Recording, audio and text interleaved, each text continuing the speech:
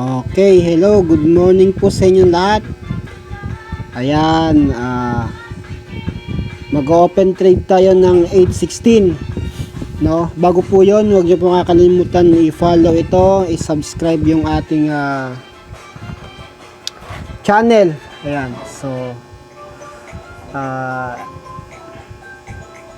kamusta po kayong lahat sa mga nag-inquire po sa akin? Kamusta po kayo?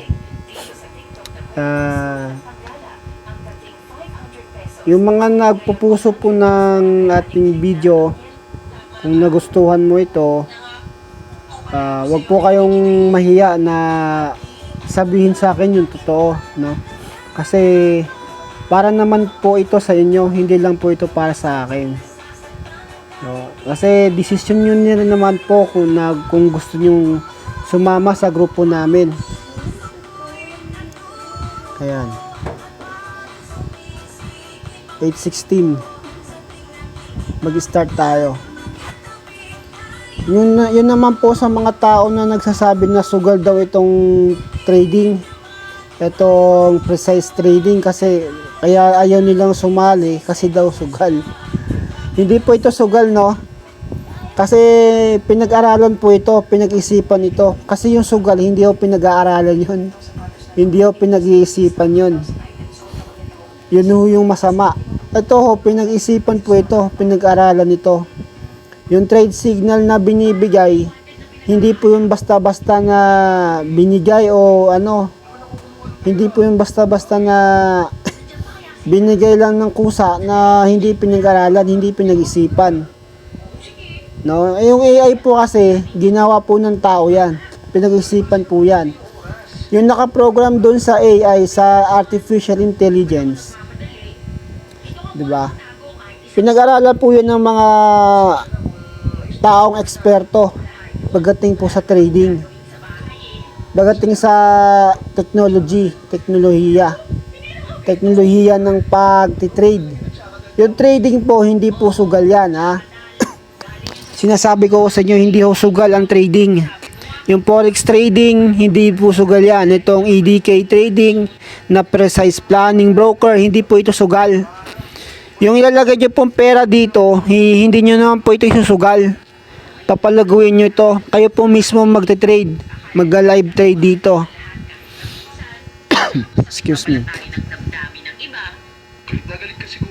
Kayo mismo mag-live trade po dito. Hindi po kayo maglalagay ng pera dito para sa wala. May patutunguhan po yung perang ilalagay nyo dito, no? Kasi $35 po ang minimum dito.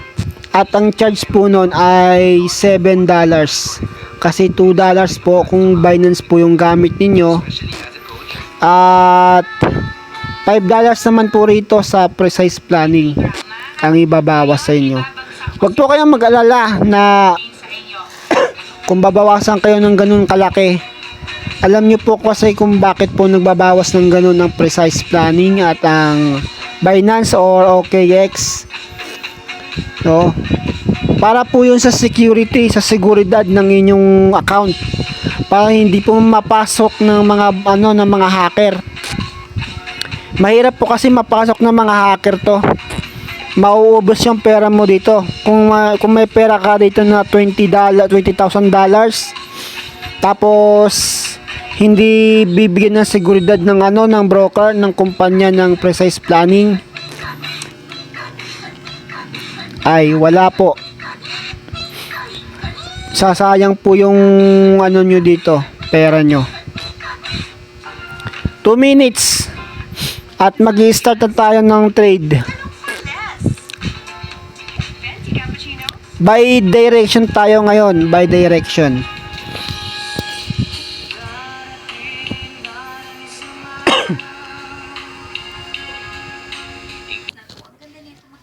Ayan, so 1 minuto na lang.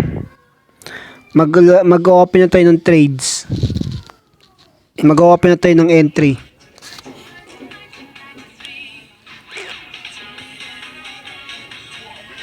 Ito po yung ating trades.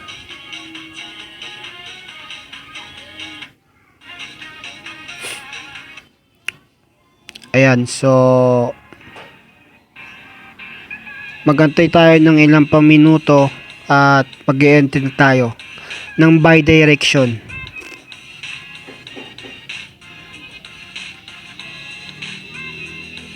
Buy direction. Buy direction po ito, ayan o, buy. Trade direction, buy. Order price, ayan. Trading lot, ito po yung tinatawag na pips sa broker. Pips po ang tawag yan sa forex sa forex trading. Yung trading lot. Ayun, okay na. Open trades. Open entry ng buy direction ng trades. I-back natin siya. Tapos punta tayo dito sa position. Dito sa position. Yan. Nakikita nyo yan. Ito. Ito. Position. Ayan. Makikita mo yan. Mamaya magano na yan, magti-trades na yan, magpo-profit na yan. Mga ka-brother, mga ka-trader, sa mga nagtatanong na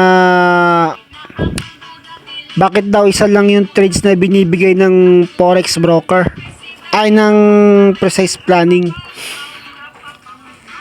Yun po kasi yung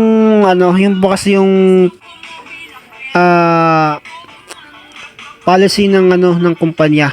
Isa lang po ang binibigay. Kasi naniniwala po ako na kapag dinamihan po ng broker ng forex broker na ito ng precise planning, mas malaki pong trabaho yon. Pero hindi ko rin alam kung bakit isa lang din talaga. Pero mas maganda, may point lang din naman yung mga ibang mga trader na mas maganda pag 2, 3, 4 ang open trades na ibibigay ng broker.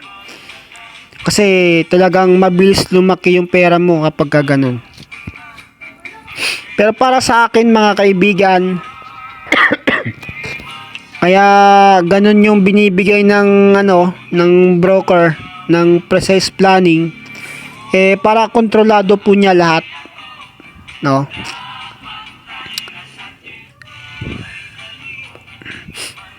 Para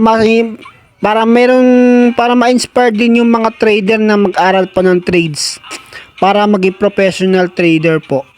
Ayun. 16, 17, 18, 19, 20. 21.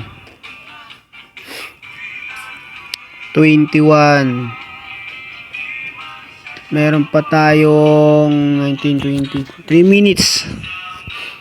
3 minutes pa.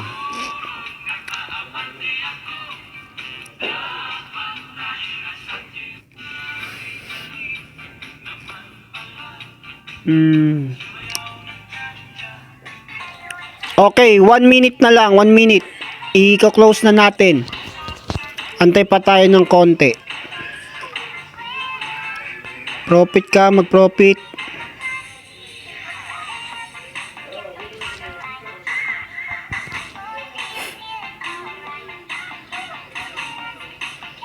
Baba ng bigay ng ngayon Ba't kaya?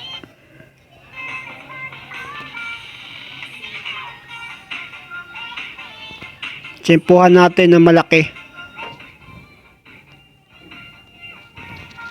0.2.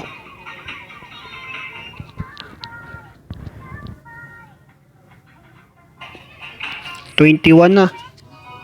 Baba. Close na natin.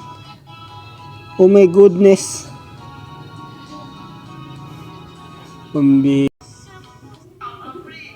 Bumaba.